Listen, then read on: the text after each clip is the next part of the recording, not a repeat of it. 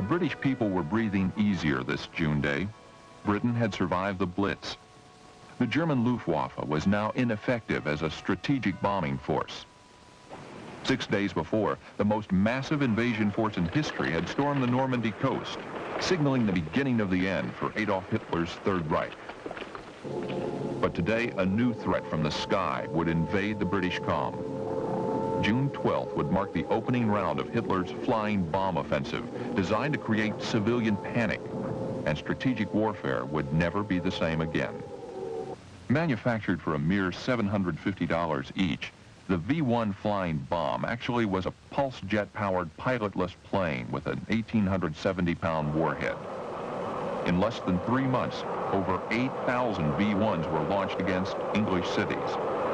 They would cost Britain over $40 million in industrial and residential damage and thousands of civilian casualties. Later in 1944, in a desperate effort to stave off crushing defeat, Hitler would unleash a second terror weapon, the V-2, a non-air-breathing ballistic missile with a speed of 3,400 miles an hour, capable of striking London from launch sites in Holland.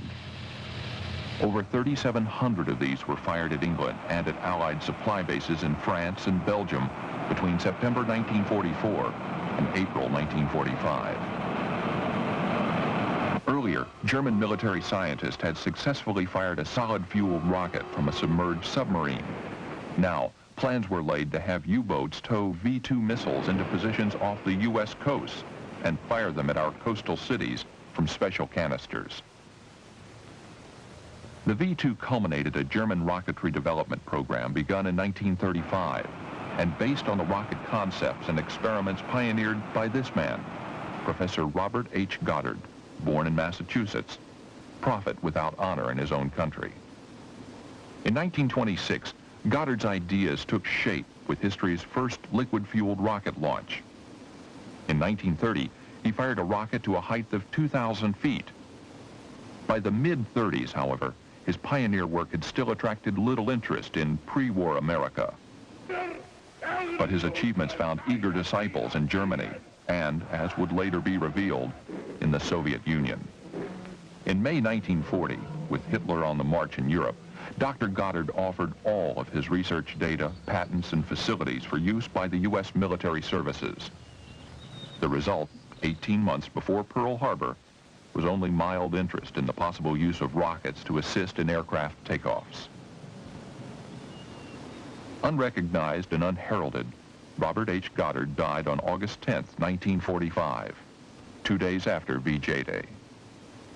Ironically, the rocket weapon his genius had inspired, the German V-2, was brought to the United States and became the centerpiece of an American missile program. Shortly after the war, the Army began a large-scale testing program at White Sands, New Mexico, using 100 partially completed V-2 missiles. Experience gained here led to the Army's Jupiter program, the Navy's Polaris, and the Air Force's first efforts toward a long-range surface-to-surface missile. First proposed in 1946, the subsonic air-breathing Snark was designed for a range of 1,500 to 5,500 miles with a top altitude of 50,000 feet. It was launched by 2 solid-fuel rocket boosters and propelled by a single turbojet engine. Snark survived the 1947 cutback in military funding and filled the gap until a true ICBM was operational. Reverting to a peacetime economy, post-war America had little time nor money for military projects. But 1948 brought ominous rumblings. The Russian challenge in Berlin was met by a massive airlift that broke the blockade. Czechoslovakia fell to Soviet domination. Aided by nuclear know-how stolen from the West and by captive German nuclear physicists, the Soviets detonated their first atomic device in 1949. That same year, at White Sands, the first 2-stage liquid-fueled ballistic missile was launched. It combined a first stage V-2 and a second stage of American design and reached a record altitude of nearly 250 miles. In 1951, the Korean War was in its 7th month when Headquarters USAF directed Air Materiel Command to establish Project Atlas. A stated requirement calls for a rocket-powered guided missile in both ballistic and glide modes with a 5,000-mile range, speed over the target of Mach 6, accuracy within 1,500 feet, and atomic warhead capability. Missile technology so far had been hampered by problems in propulsion, guidance, and nose cone re-entry, compounded by the heavy weight and relatively low yield of available atomic warheads. Now solutions began to take shape, resolving basic issues of missile design. The blunt nose cone proved superior to the earlier spear-like design. Low-thrust rocket engines were added to the second stage to control nose cone trajectory. The simpler, more familiar radio inertial system of guidance was chosen over a more sophisticated all-inertial system.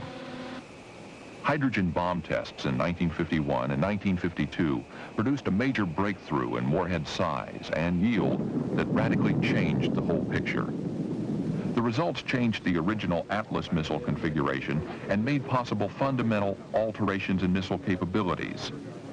America's thermonuclear lead was short-lived. By August 1953, within 5 months of Stalin's death, the Soviets had detonated their first hydrogen bomb. The American Atlas project, laboring under a 10-year development plan, was spurred by new scientific and military studies, calling for an Air Force intercontinental ballistic missile system within 6 years.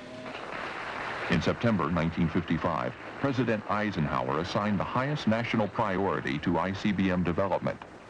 But in August 1957, the Soviets announced successful launch of their first ICBM, and 2 months later, the world was awed by Sputnik, as the Soviet Union grabbed the lead in space. By this time, Atlas had become the largest military development program in U.S. history. Its first successful launch came in December 1957. The missile was stored in an above-ground concrete shelter and directed to launch position after fueling. There was a new urgency now in the wake of the unexpected Soviet accomplishments. The Thor intermediate range ballistic missile, given its own high priority, had undergone successful launch with an all-inertial guidance system. Plans for Thor included 120 missiles to be deployed to the United Kingdom by July 1959. Early in 1958, the Department of Defense approved a new program calling for mass production of a simple, efficient, highly survivable ICBM weapon system. Minuteman was born. Meanwhile, Titan I, a 2-stage, liquid-fueled, rocket-powered ICBM using both radio and all-inertial guidance, was successfully launched in February 1959, less than 4 years from the date of original contract.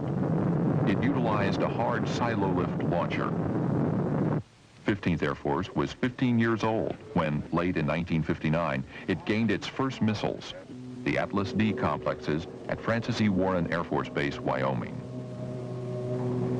On July 1st, 1959, the 13th Air Division was activated at Warren to provide the single manager system already familiar to aircraft units. Also activated that year was the Air Force's first missile maintenance squadron, the 706th at Warren. January 1960 found crews from Warren beginning training on the Atlas D at Vandenberg Air Force Base, California. Their training was climaxed by a successful first-effort firing on April 22nd. Also in January 1960, the command became involved in another ICBM program.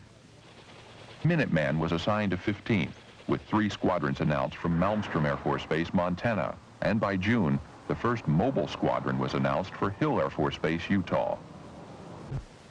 Operation Big Star tested the concept of a mobile missile force employing railroad car launchers. 4 trial runs on a 200-mile closed track were conducted from Hill. The idea proved feasible, but was considered too costly compared with the silo system, and it was canceled.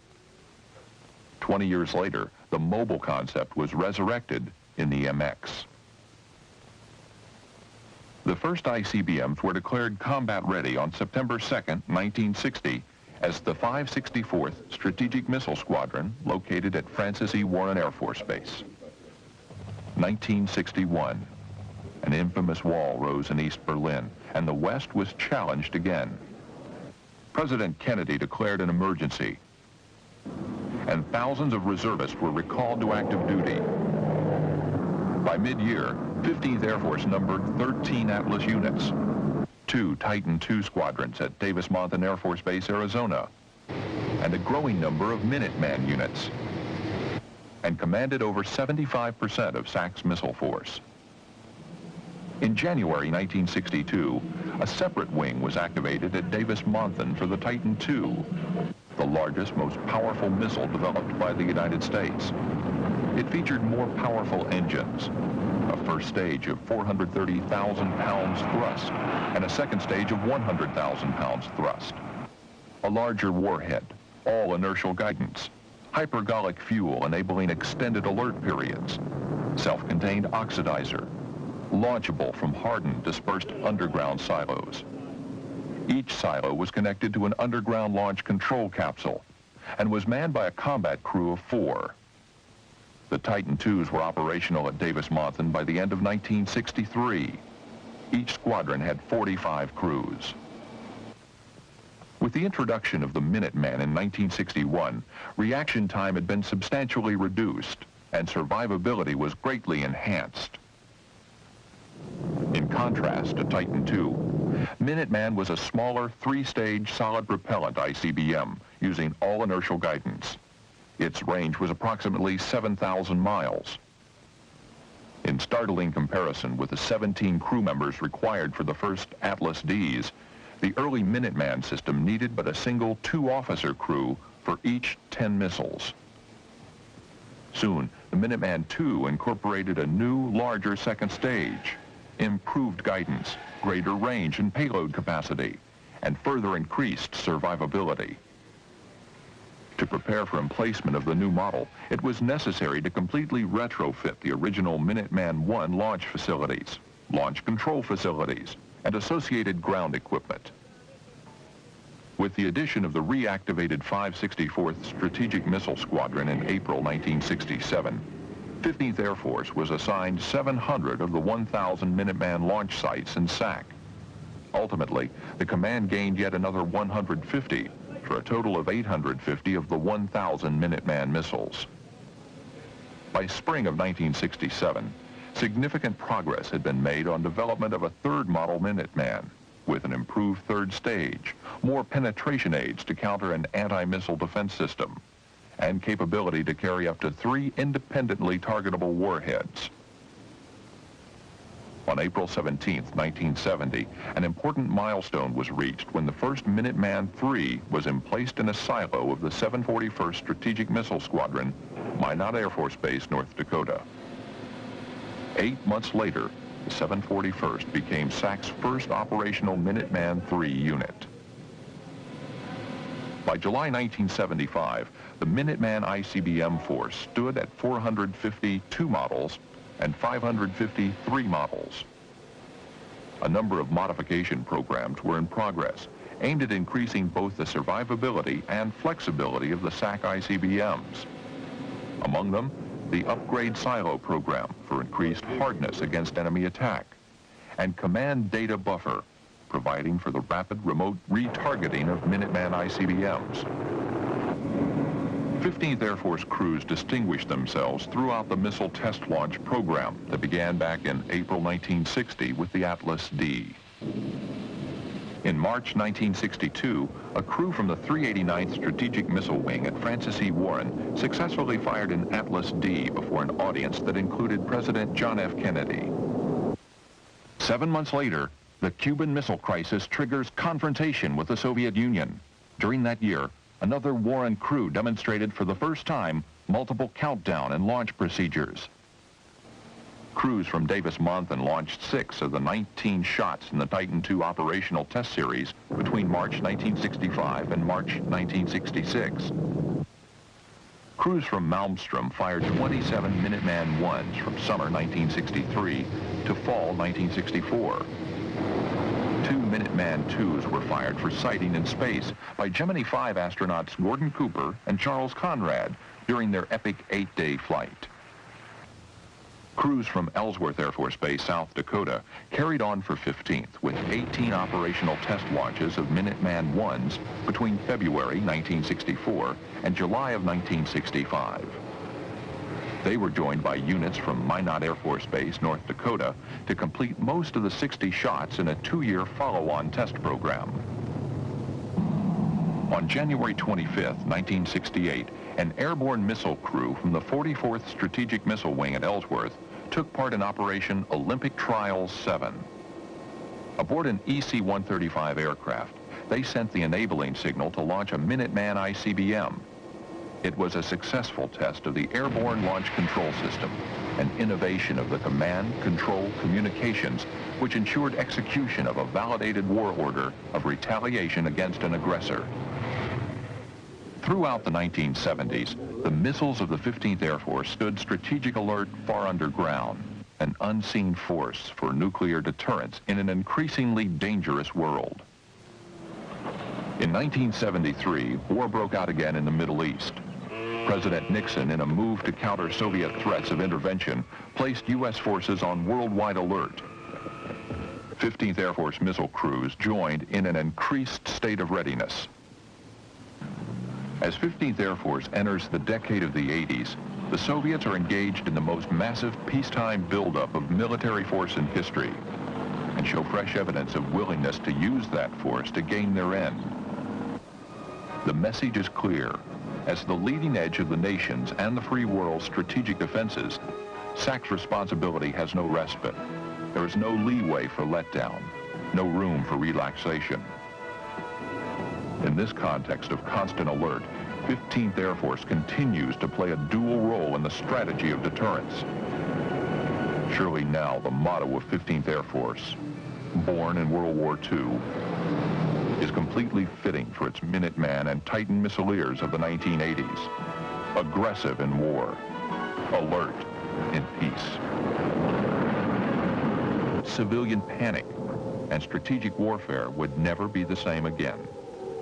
Manufactured for a mere $750 each, the V-1 flying bomb actually was a pulse jet-powered pilotless plane with an 1,870-pound warhead.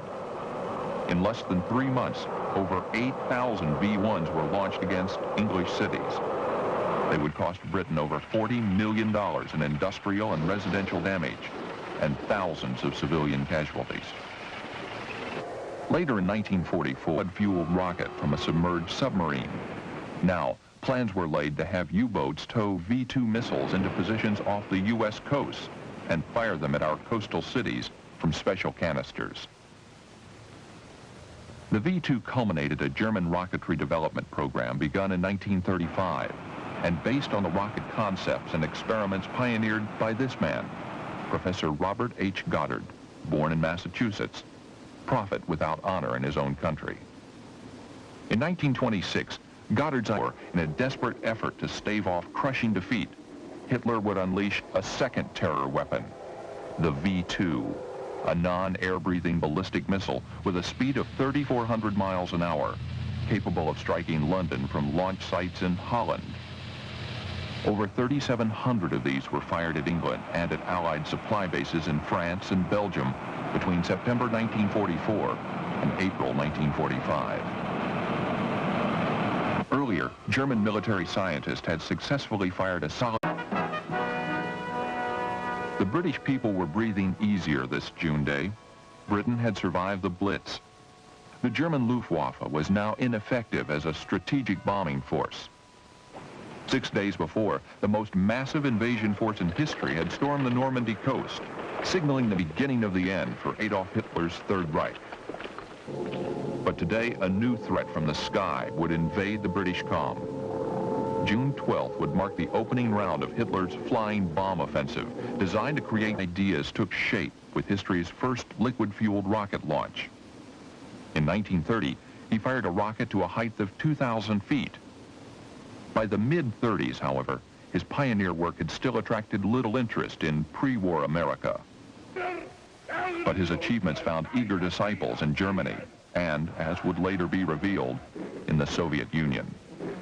In May 1940, with Hitler on the march in Europe, Dr. Goddard offered all of his research data, patents, and facilities for use